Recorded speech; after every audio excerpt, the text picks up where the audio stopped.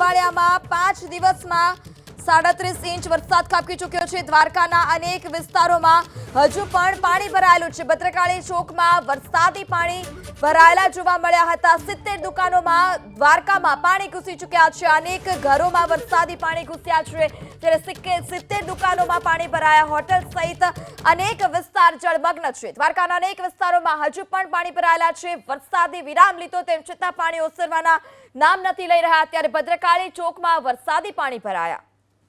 યાત્રાધામ દ્વારકામાં છે તે મેઘો તરબોળ થયો છે। હવામાન ખાતાએ આની આગાહીના પગલે છે તે ભારે વરસાદ અને પવન આજ વહેલી સવારથી પણ ચાલુ છે। આપ જોઈ રહ્યા છો મારા પગમાં કે આ ગોઠણડૂબ પાણી છે તે દ્વારકાની મુખ્ય બજારોમાં ભરાયા છે।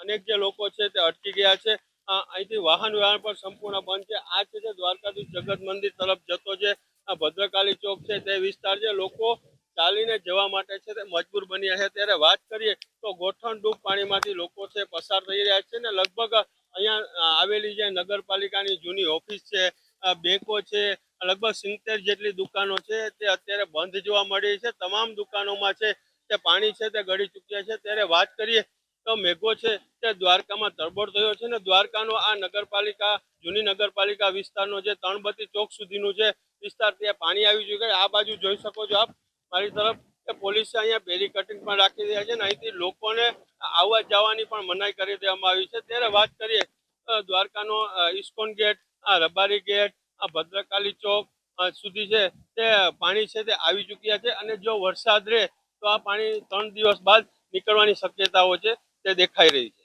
એબીપી અસ્મિતા, રાજુ રૂપારેલિયા, દ્વારકા।